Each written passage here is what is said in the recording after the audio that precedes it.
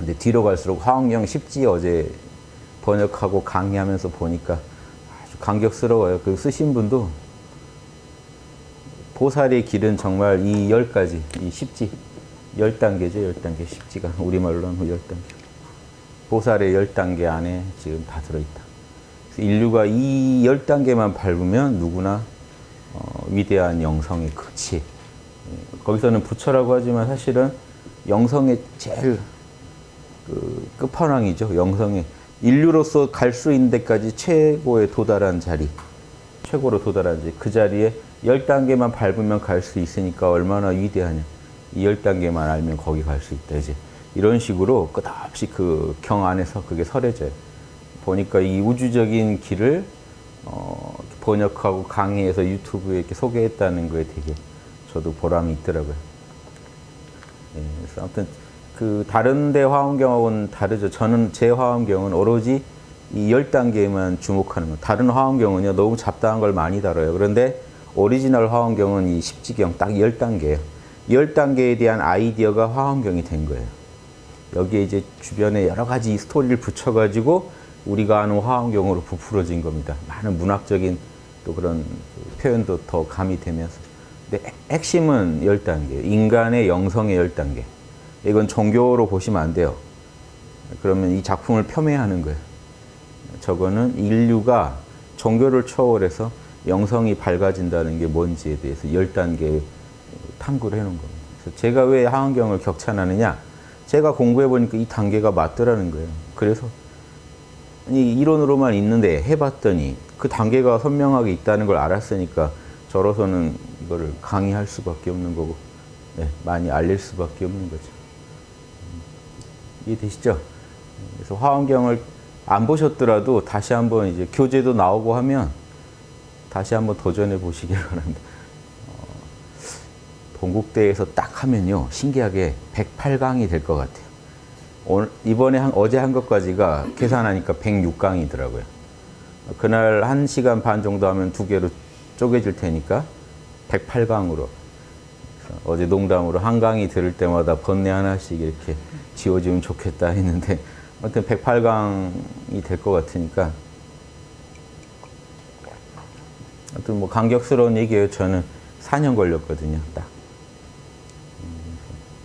4년간 화엄경에 대해서 계속 제가 연구를 하게 돼서 이제 저도 재밌었고 얻은 게 많았고, 그래서 제 영성도 더 다듬어졌고 그 스토리를 하나하나 따라가면서 공부하다 보니까. 그래서 여러분들한테 소개한다고 했는데 얼마나 되는지 모르지만 제가 이제 이런 말씀 또 드리지만 화엄경 10단계 얘기를 하면 좀 힘든 게 좋은 말씀인데 1단계부터가 일지보살이잖아요. 지금 여러분들 1단계 바로 들어가는 것도 힘들기 때문에 1단계부터는 고속도로 들어갔다 치더라도 고속도로 입구를 지금 못 찾고 있기 때문에 제가 화엄경의 더 앞 버전으로 대승보살의 길을 밝히다는 강의를 또 하는 거예요. 지금 현재 진행되고 있는 강의입니다. 그걸 들으세요. 화엄경 듣기 전에 이거 듣고 화엄경 들으면 제일 좋긴 합니다. 실제로. 강의는 반대로 됐지만, 예, 거기는 학당에서 9급부터 1단까지 가는 길을 설명하는 지금 강의예요. 보살의 정도, 올바른 길을 밝히다, 이런 개념으로 지금 강의가 진행 중이니까, 예, 이제 그 몇 강의 안 했으니까요. 꼭 참고해서 보시고, 거기서 보면 이제 9급이면 이제 공부 시작한 분이고 8급, 7급이면 이제 참나 찾은 분들이 참나를 각성하신 분들인데 여기엔 두 가지가 있어요. 선정, 참나랑 만날 수 있는 선정 능력을 갖추셨느냐, 몰라 잘하시느냐 이거고, 또 하나는 지혜입니다. 참나의 이 지혜에선 아공, 법공을 강조해요. 또 구공, 이렇게 말 어렵죠. 그래서 제가 풀어드리는 게, 아공은 자아에 대한 진리예요. 에고에 대한 정확한 실상. 법공은요, 이 에고를 포함한 모든 존재들의 실상. 참나의 입장에서 모든 존재들을 어떻게 봐야 되는지. 법이라는 건 존재죠. 자아의 진리, 존재의 진리, 그리고 구공이라는 건요, 그 공 안에 갇혀져 있는 육바라밀의 도리를 말해요. 양심의 진리. 제가 이렇게 세 가지를 나눠서 이거 어렵지 않게 이해하시게 도와드리려고 홍익보살 지침 14조 해서 나눠드리는 게 지금 그겁니다. 존재의 진리 4개, 자아의 진리 4개, 양심의 진리 6개, 육바라밀이니까 6개. 초기불교 사법인이 4개니까 아공의 진리, 자아의 진리 4개. 거기에서 이미 에고와 참나가 다 나와요. 존재의 진리, 참나와 에고가 어떻게 돌아가는지가 나와요. 그 다음에 양심이 어떻게 생겨먹었는지가 나와요. 요 3개만 아시면요, 지혜는 끝입니다. 그래서 이 지혜의 기초가 갖춰지고 8, 7급이면 아주 잘하실 필요는 없어요. 아공, 법공, 구공의 기초가 갖춰지고 선정, 참나랑 얼마나 이렇게 친하게 잘 만날 수 있느냐. 짧게 만나더라도 일단 만남이 가능한지, 그리고 참나랑 만남이 점점 깊어져 가는지, 이런 기초, 이런 실력들의 기초만 되면 8급, 7급 저희가 학당에서 인정해 드립니다. 이 경지가 아주 중요해요. 일단 참나랑 만나야 뭔 일을 하니까요.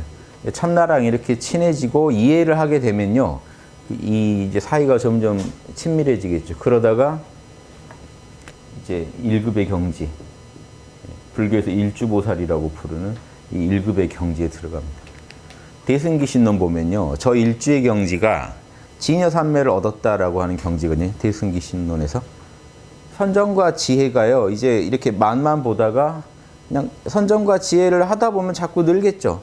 그래서 어떤 일이 있어도 빨리빨리, 어떤 상황에 직면해도 곧장 참나를 놓치지 않고 이 문제를, 선정해서 문제를 풀어갈 수 있게 되고, 문제를 풀어가는 이 사고의 수준이 지혜에 기반해서, 아공, 법공의 지혜에 기반해서, 그리고 구공의 지혜에 기반해서, 구공도 이 아공, 법공만큼은 아직 다 잘은 몰라도 웬만큼 알게 돼요. 그 지혜로 문제를 풀어갈 수 있는. 그래서 육바라밀 분석을 잘한다는 겁니다. 결국 보세요. 몰라 잘하고 육바라밀 분석 잘하면 1급이 돼요. 이거를 자유자재로 내가 삶에서 자유롭게 쓴다. 쓰는데 장애 없다 정도 되면 여러분이 1급이 됩니다. 참나 어디 가는지 걱정 안 하고, 문제 있으면 곧장 참나에 몰입하고, 그 상태에서 육바라밀 분석을 통해 자명한 것, 아공, 법공에 기초한 육바라밀 분석을 해서 자명한 답을 내릴 수 있으시면 여러분은 1급이죠. 그런데 그럼 이 정도면 참나랑 이제 친하게 지낸 사이가 됐잖아요. 참나랑 이제 헤어질 일이 없는 사이가 됐어요. 그런데 아직 육바라밀을 전체적으로 잘한다. 분석은 잘한다지 실제로 잘한다. 요건 아직 몰라요. 그러니까 1급만 되면 일단 보조국사 같은 분은 1급만 돼도 고속도로 통과했다고 봤어요. 그 정도로 봤어요. 근데 왜 그러냐? 일단 이것만 되면 다 할 수 있거든요. 시간의 문제지 할 수 있거든요. 그래서 이제 이 정도 되잖아요. 그러면 육바라밀은, 삶의 육바라밀이 이제 조금씩 실현되는 거는 시간 문제거든요. 그러니까 고속도로를, 우리식으로 말하면 고속도로를 통과했다고 말하기 힘들지만 육바라밀을 다 잘하는 건 아니니까 이미 고속도로 코앞에 와 있는 상태예요, 이때가. 그래서 1급만 돼도 대단합니다.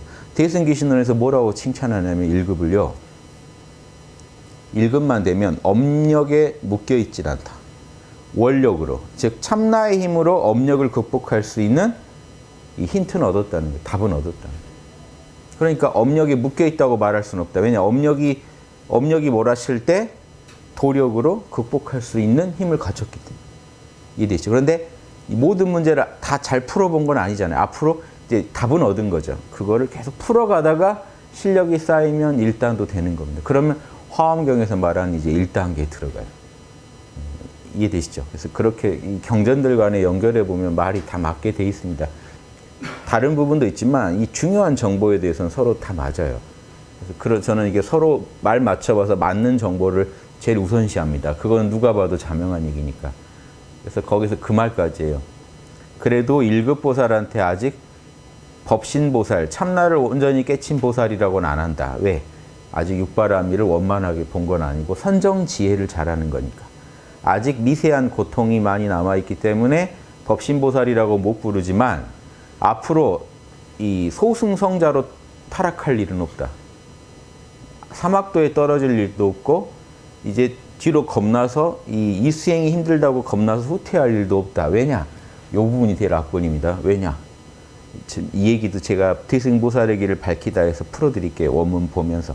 그냥 일단 소개만 해드리면. 왜냐?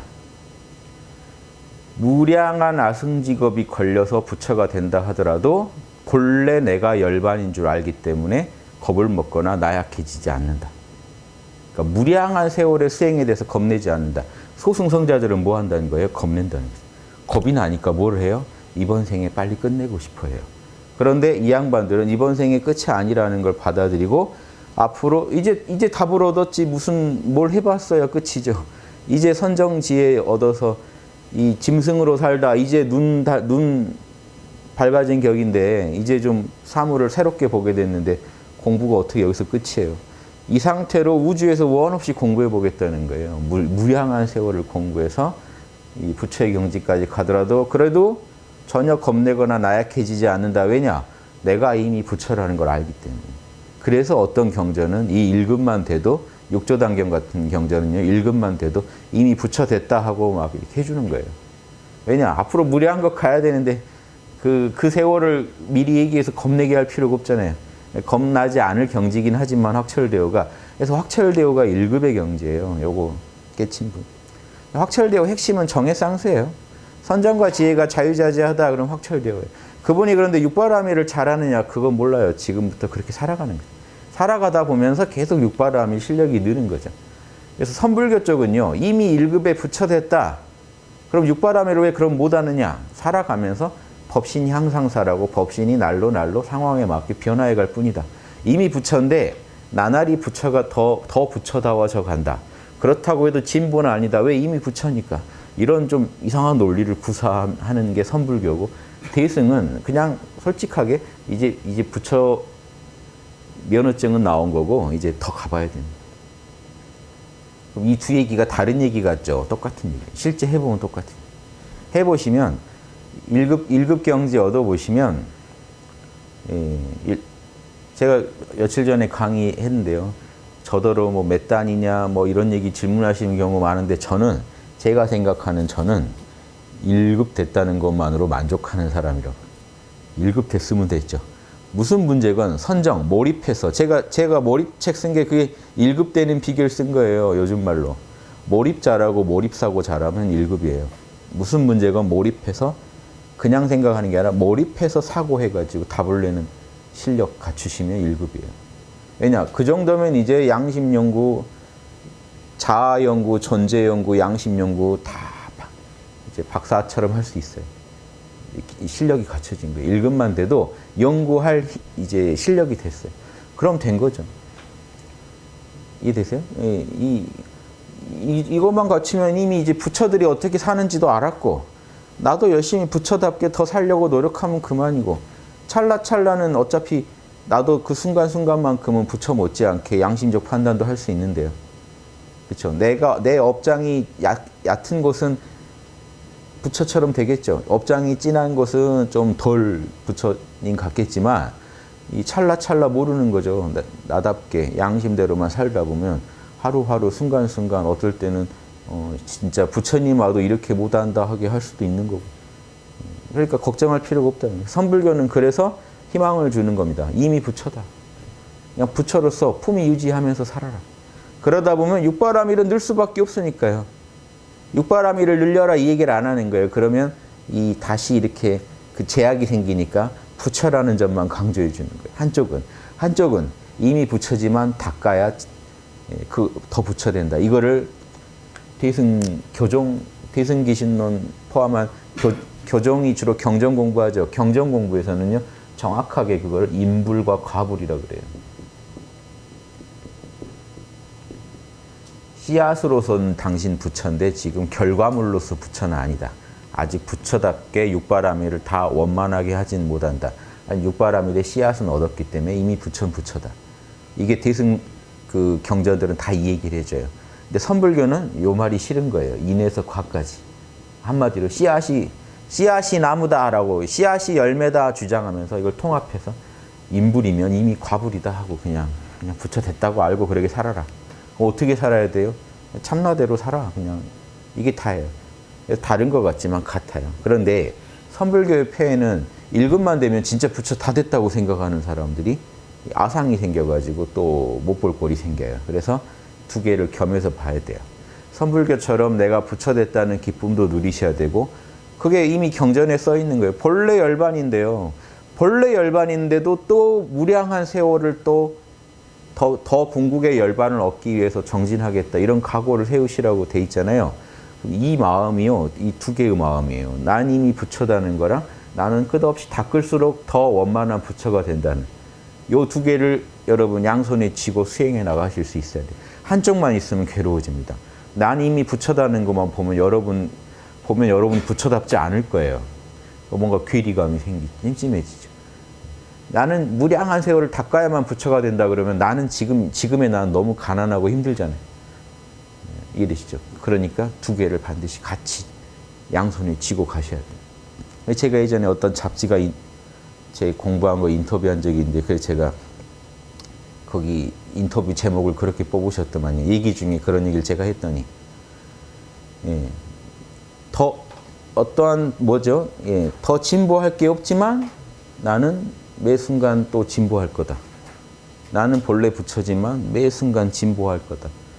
이게 그냥 빈말이 아니고 모른다 하면 이미 여러분 참나 아닙니까? 참나 자리에서는 진보할 게 없잖아요. 모른다 해서 참나 자리와 하나가 될 때는 나는 이미 완벽하다는 느낌이 들 거고 한 생각 일으켜서 육바라밀을 점검하다 보면 다듬을 게 한두 개가 아니에요. 그러면서 다듬을수록 또 실력이 늘어요. 그럼 이 부분도 인정해야 되고 본래 부처라는 것도 인정해야 되고 난 닦을수록 더 부처가 된다는 것도 인정해야 돼요. 그래서 화엄경에서 딱 그거를 두 개로 이렇게 묘사합니다. 해인산매.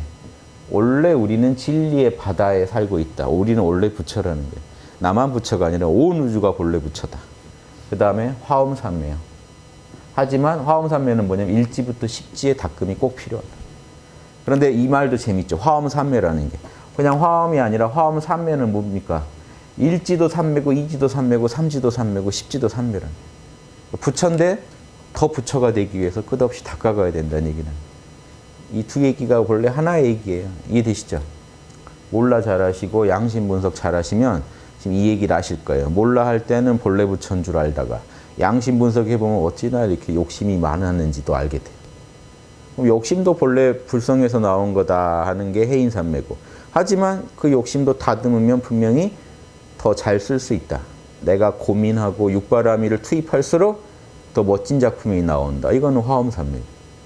이 두 가지가 다 필요합니다. 그래서 해인산매는 진리의 바다다. 온 우주가 이미 진리의 바다다. 티끌 하나 먼지 하나도 진리의 바다다. 이걸 느끼는 산매고 화엄산매는 꽃으로 장엄하게 이 우주를 장식하자는 거예요. 그래서 1지의 꽃이 있고 2지의 꽃이 있고 3지의 꽃이 있어요. 내가 꽃을 더 잘 피워서 더 우주를 화려하게 장식해보자. 이게 화엄산매. 이 두 가지가 예전 어른들이 이 두 개를 다 알았다니까요. 기가 막히지 않으세요? 이 경전 안에 다 표현이 돼요. 매일매일 하루하루 여러분도요.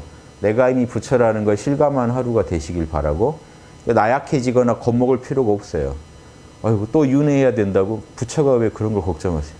그런 말 몰라 하고 쉬세요. 참나 안에서 쉬어보세요.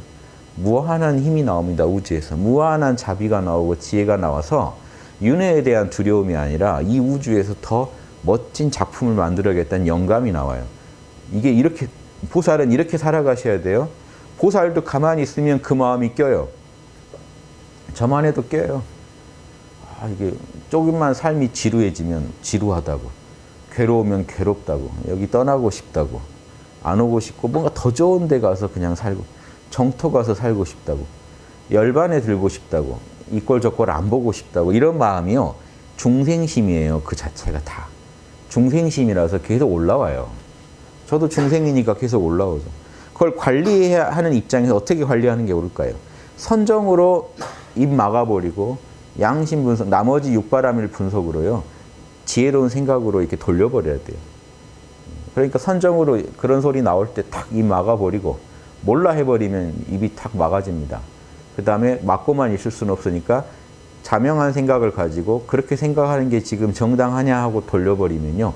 생각이 다 이 나쁜 생각, 이 불순한 생각도 다 정순하게 돼서 쓰여요. 그런 생각은 이해는 하지만 모든 중생이 그런 마음 갖는 건 이해하지만 그것 또한 욕심 아니냐 하고 하면요. 그 할 말을 잃습니다.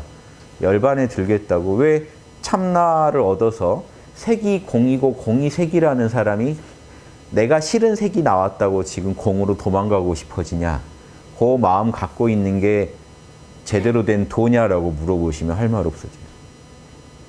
그래서 제가 소승의 가르침을 비판하는 그런 그 생각에서만 안주해버리면 또 나쁜 부정적 결과가 발생해요. 이 사회 나와 남 사이에 분명히 그런 게 발생해요. 그래서 생각 하나라도 지혜롭게 쓰시라는 그 생각이 옳으냐. 최근에 어떤 분이 제 강의를 듣다가 좋다고 막 뭘 보내다가 열반에 들어가서 쉬겠다는 것도 탐심이다라고 하니까 바로 막 비방글을 보내고 이제 끊겠다 하면 뭘 연결한 적도 없는데 뭘 끊겠다는 건지 모르겠는데요. 안 됐죠.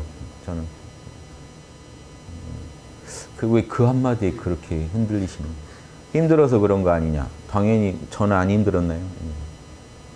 그래도 열반이 진짜 답이 아니라는 겁니다. 왜냐? 열반에 들고 싶다는 마음이 탐심이나 이게 그 사람을 비방하는 게 아니고 열반에 들고 싶다는 걸 가만히 실체를 보면 탐심이란 말이에요. 중생심이라고요. 그러니까 중생심에서 어떻게 열반이 나와요. 그러니까 이게 열반에 들겠다는 분 제가 무슨 조롱거리로 삼고 비방하는 게 아니라 그분들 말이 정말 맞으면 좋겠는데 열반에 들겠다는 마음을 가만히 들여다보시면요. 참나 상태에서는 그 말이 안 나온다니까요. 그러니까 여러분 혹시 공부하시다가 정말 이 우주를 초월해서 열반에 들고 싶다는 생각이 드신다면 지금 삼매의 희열을 즐기시다가 에고가 내는 소리예요. 이렇게만 있으면 뿅 가겠다라고 지금 얘기해요. 그 얘기를 하는 거예요. 거기서는 열반이라는 게 열반은 탐진치를 끄는 자리인데 지금 탐진치에 빠져 계신데 없던 탐진치를 또 일으키고 계시면서 탐진치를 벗어나기를 바라신다는 게 말이 안 된다는 얘기를 하는 거예요. 그 방법이 진리의 방법이 아니다. 그럼 더 자명한 답을 찾으시라는 거예요. 그걸로 근원적인 치료가 안 되니까 근원적인 처방을 찾으시라는 거예요. 저한테 그런 걸 가지고 비방하시는 거 지금 나 딱 진통제로 만족하는데 왜 자꾸 치료하라고 하느냐라고 따지시는 건 똑같죠. 지금 진통제만 나는 먹어도 너무 좋은데 왜 자꾸 치료하자고 하는 거예요. 근데 지금 그렇게 해서 될 일이 아니라는 거예요. 그 얘기를 제가 드리고 싶어서 한 겁니다. 그래서 이 열반이 뭔지 좀 분석해 보시면 답이 나와요. 이게 막연히 따라가지 마시라는 거예요. 권위자가 했다고.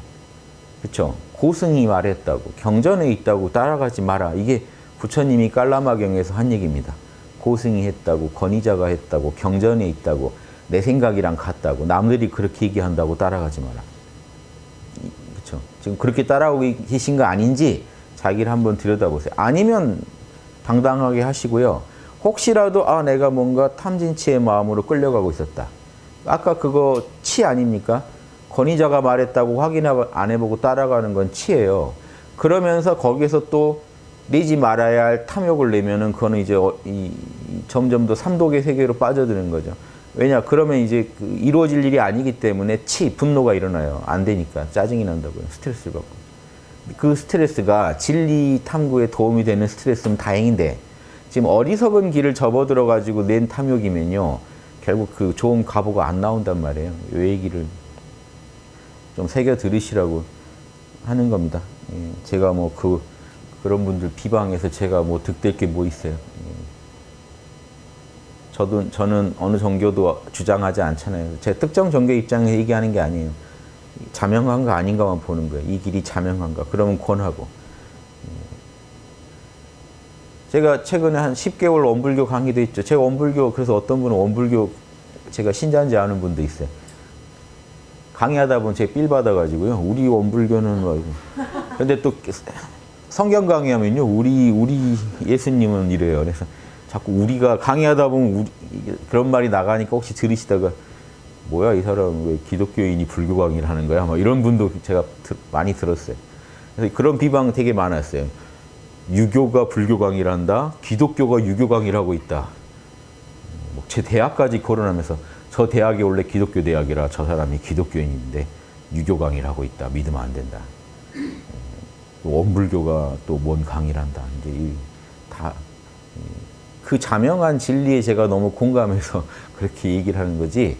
난 자명한 진리를 좋아하지 종교 자체에 집착이 전혀 없습니다. 그래서 저는 편해요. 이렇게 살아보니까 편해서 제가 권해드리는 거예요. 어제 강의 때도 말씀드렸는데 자꾸 이 종교를 믿으신다는 건 이거예요. 나는 앞으로 애플 거만 쓰기로 했다 이런 거랑 똑같아요. 애플 거만 쓰기로 했는데 삼성에서 더 좋은 제품이 나와요. 흔들리죠. 그래도 참아야죠. 난 애플을 써야죠. 삼성 빠면 어떨까요? 보면 가끔 가다 보면 막 아이폰 기가 막힌 기능이 있으면 흔들리죠. 그래도 나는 꿋꿋이 갤럭시를 난 LG를 쓸 거야. 뭐하러 그렇게 사시냐면 이 좋은 세상에 좋은 거 있으면 다 쓰세요. 신상 쓰세요. 신상 좋은 거. 이해되세요? 예. 아니 이 철학도 자명하면 다 취했어야 되는데 성경 보고 감동할까 봐 겁내지 않으세요? 여러분 불교인이라면 혹시 감동할까 봐. 제 강의 듣고 혹시 여러분 감동받을까 봐 경계하면서 듣지 않으세요? 그럼 여러분 뭔가 지키는 게 있으신 거예요.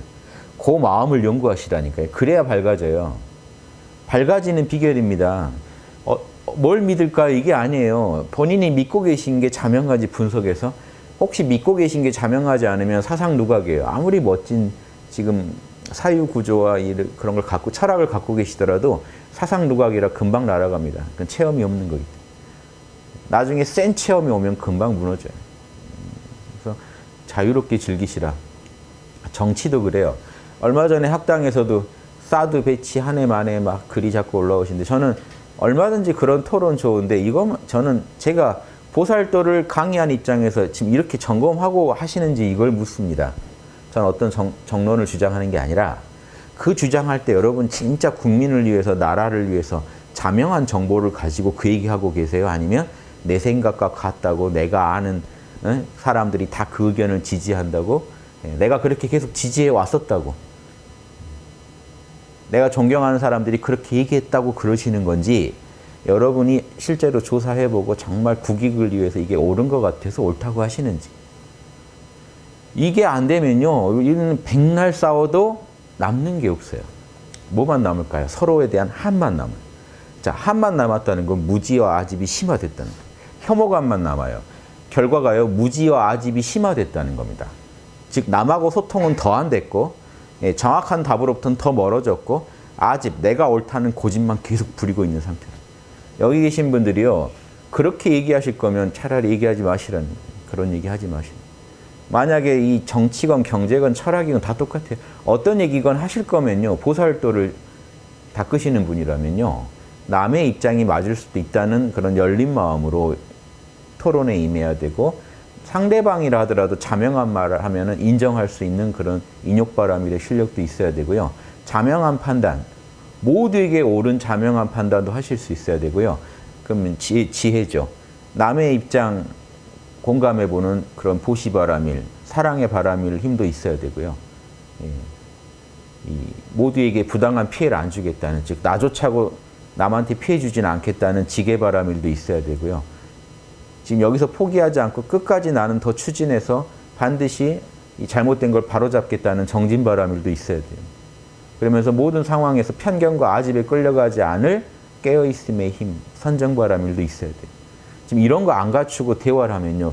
대화할수록 서로 더 지금 더 몰라져요. 더 몰라진다는 게 대화 끝나고 나면 저 사람은 진짜 내가 알던 사람도 아닌 것 같다. 가족 간에 괜히 사드 가지고 한번 싸워가지고 저 내가 지금 헛살았네. 나를 안다고 생각했던 사람이 사실 알고 보니 나의 적이었네. 이런 생각 금방 합니다. 6.25 때 우리 동족끼리 죽였어요. 형제간에 죽였어요. 사상 다르다고 죽였어요. 이런 일이 금방 무지와 아집이 제일 심해서 일어나는 현상들인데 이게요. 뭔 얘기 같죠? 지금 우리 일상에서 금방금방 일어나요. 형제간에 웃다가 얘기 하나 딱 나오면 서로 딱 얼어붙습니다. 저것도 형제라고 내가 뒀구나 하게. 이러시? 이거 끊을 수만 있으면 빨리 의절을 해야 되는데 이런 마음이 찰나라도 일어나지 않아요? 우리 에고의 중생심이 그래요. 그러니까 저는 이런 거 있다는 건요. 저도 있어요. 그래서 저는 이런 거 절대 숨기지 않습니다. 다만 어떻게 관리할 거냐를 저는 계속 얘기할 뿐이에요. 제가 얘기했잖아요. 요즘 보살의 뜻이 보리 플러스 살타가 중생인데 중생이란 말이 우리 지금 짐승이란 말의 어원입니다. 여러분 깨달은 짐승이에요. 깨달음을 추구하는 짐승. 깨달은 짐승 인간은.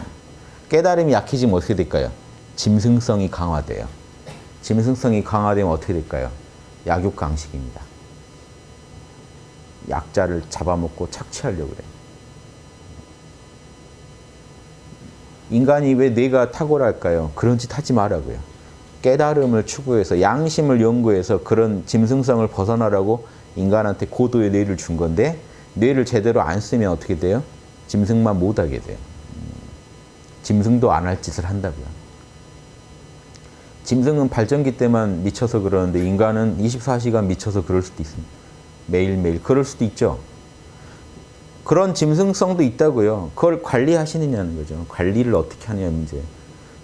그래서 제가 서로 그 소통하시라고 이런 얘기 드린 거예요. 상대방더러 막 남녀간에 서로 짐승이라고 싸우지 마시라고. 짐승 맞으니까. 짐승들끼리 서로 짐승이라고 지적하는 건 되게 무례한 겁니다. 야, 너 그랬다고? 너 몰랐는데 너 짐승 아니야? 본인도 그래요. 똑같아요. 문제는 그게 아니에요. 서로의 짐승성을 들추면서 이렇게 할 게 아니라 왜 너는 그런 거를 양심껏 처리하지 못한 일을 가지고 우리가 지적도 하고 격려도 해주고 해야 돼. 그래야 이 인간의 길이 나옵니다. 제가 제시하는 보살의 길, 선비의 길은요. 이런 인간이 짐승이라는 거에 전제하는 거예요. 보리살타라는 게. 그래서 짐승성을 버린 초월적인 부처님을 추구하지 않는 거예요. 실제 대승은. 짐승성이 본래 그게 불성에서 나온 거다 하면서 그것마저 아름답게 관리해보자는 철학이에요. 대승의 맛은 여기에 있습니다. 대승도 여러 대승이 있어서 다시 소승으로 회귀하려는 대승. 정말 난 청정해져서 짐승성 다 버리고 에고성 다 버리고 청정해졌으면 좋겠다는 또 철학도 나옵니다만 대승에서 격가지로 대승의 본류는요. 그런 것마저 포용하는 거예요. 오온이 본래 청정하다. 대승기신론 보면 계속 나와요. 일체가 본래 열반이다. 일체가 본래 열반. 이걸 되새김으로써 여러분 이게 중생성이 없다는 게 아니라 있어도 그거를 중생성에 매몰되지 말고 양심의 눈으로 봐서 잘 처리하자는 겁니다.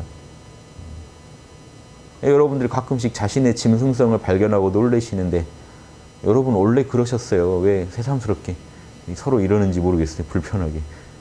우리가 성인인 줄 아셨어요? 양심 덩어리인 줄 알고 사셨던 거 아니잖아요. 인간의 이 에고성은요.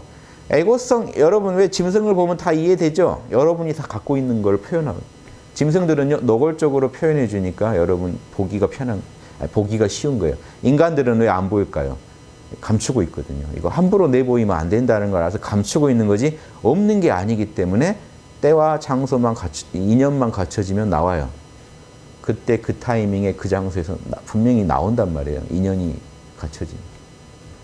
조건만 갖춰지면 그 짐승성이 나온다고요. 나올 때 본인이 보고 놀래죠. 아이고, 내 안에서 이런 게 나오려니. 기독교식으로 이제 어떻게 되는지 아세요? 이걸 왜곡시키면 사탄이 나를 뭐 조작했다고 그래요. 갑자기 막 제가 사탄이면 억울할 겁니다. 내가 한 게 아니란 말이에요. 다 자기들이 해놓고 나한테 뭐라고 하는 거예요. 이해되세요? 사탄이 뭘 한 적이 없어요. 여러분이 하신 거지. 여러분의 그 내면에서 짐승성이 양심을 이기면서 그렇게 된 거예요. 그래서 상황을 정확히 보시고 싸우자는 것도 아니고 중생성하고 싸우자는 게 아니에요. 중생성을 관리하자는 거죠. 여러분 안에는 관리할 수 있는 어마어마한 지혜와 자비와 능력이 있다는 겁니다. 그걸 개발해서 극복하자.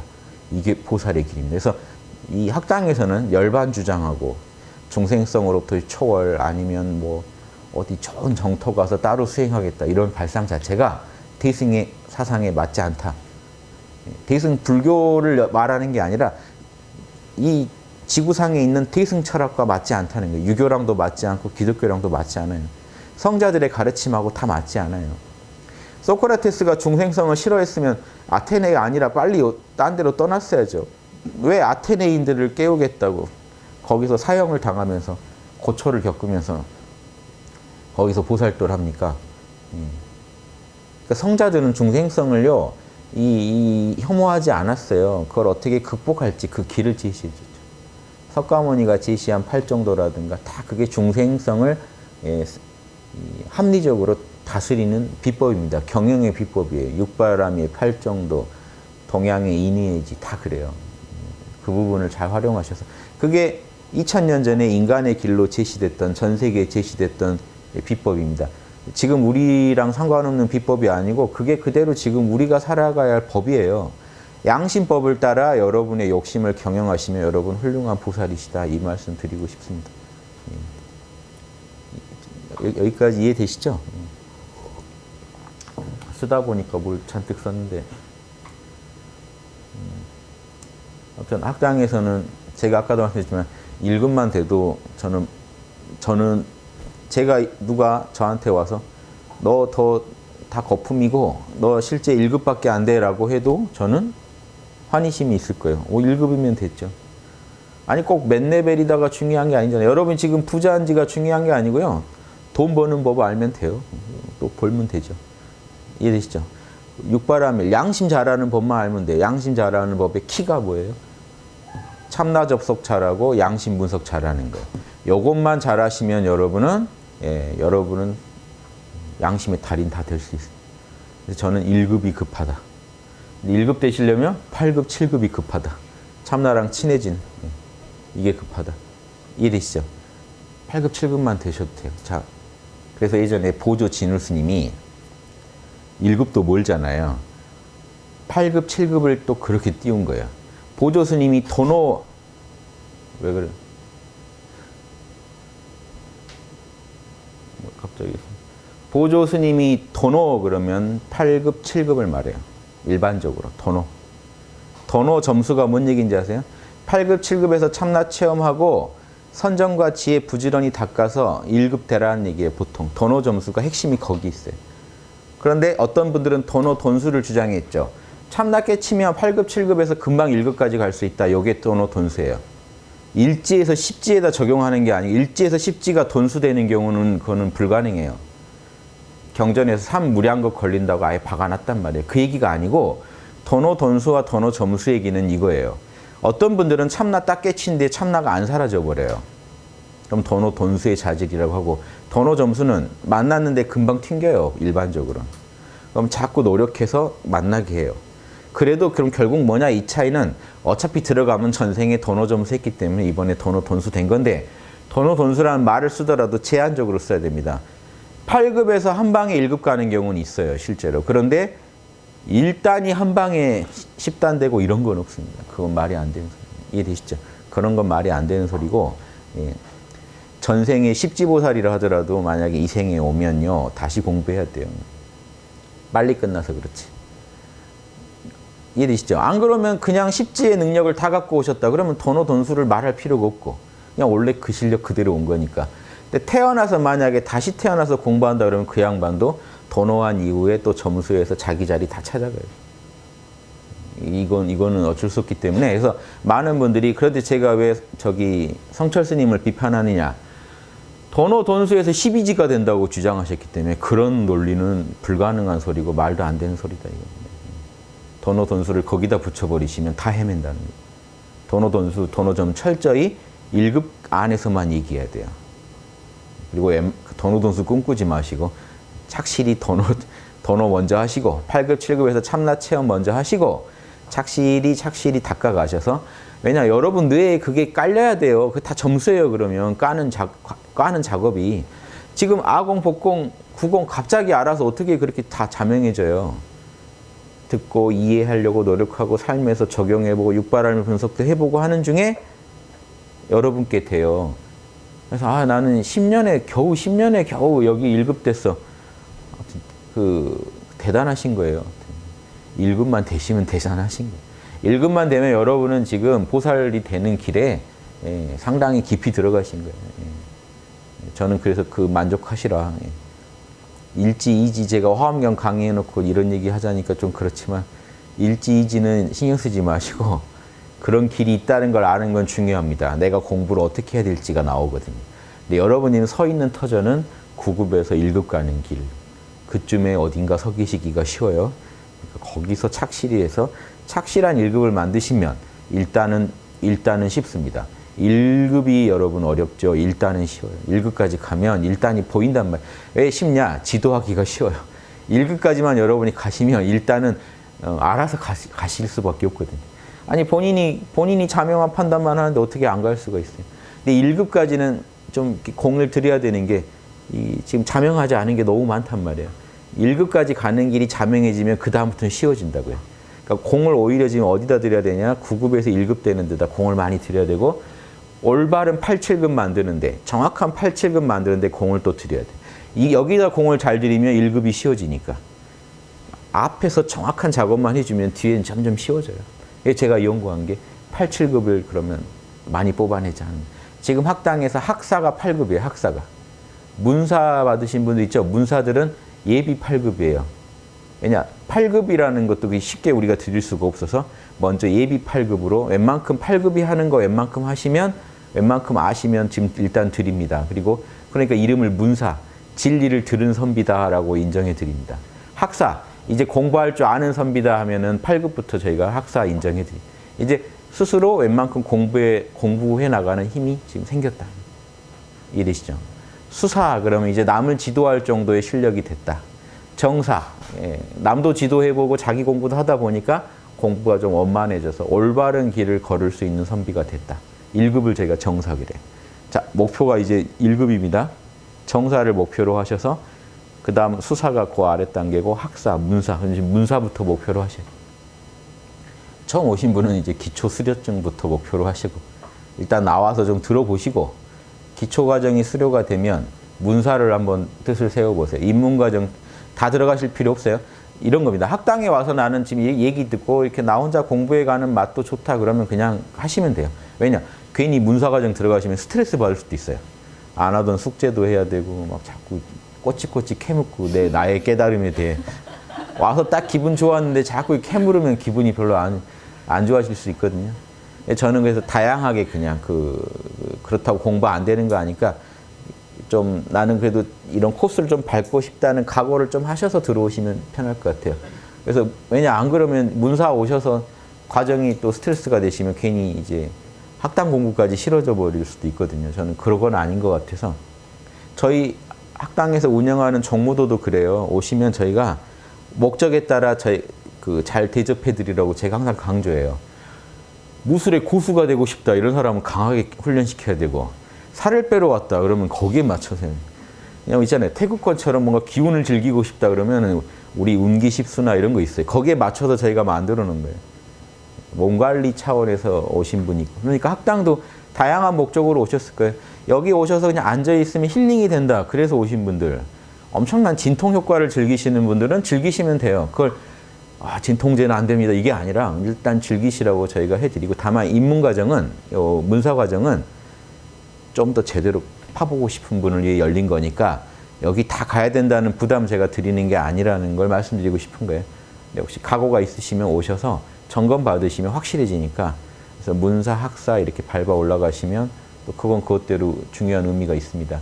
학당에서 문사, 학사가 많이 배출돼야 학당의 공부법이 보편적이라는 입증이 되겠죠. 누구나 할 수 있다는 입증이 되겠죠. 그런 의미에서 좀 그런 분들이 도와주시는 걸 저는 되게 보살도 같이 한다고 생각해요. 그리고 남을 가르치다 보면 남한테 설명하다 보면 여러분이 갖고 있는 게 자명한 정보인지 자명하지 않은 건지 빨리 드러나요. 멘토링을 하다 보면 지혜도 늘고 육바람의 실력이 늡니다. 남을 이해하는 힘도 늘죠.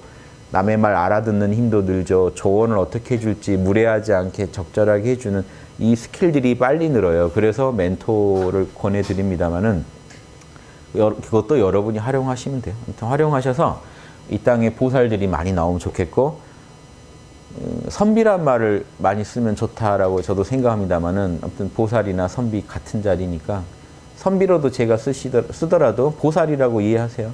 왜 선비란 말 쓰냐? 보살이란 말 쓰면 이게 로열티를 지불해야 돼요. 뭐냐? 보살 그러면 저기 인도 말이잖아요. 인도나 불교 쪽에다가 자꾸 사람들이 저거는 보살은 그쪽 거다라는 곡에 있어서 여러분 괜히 고정관념을 괜히 자극할까봐 제가 선비 그러면 이건 우리말입니다. 그래서 로얄티 안 줘도 돼요. 이거 우리 거니까 선비란 말로도 많이 표현하고.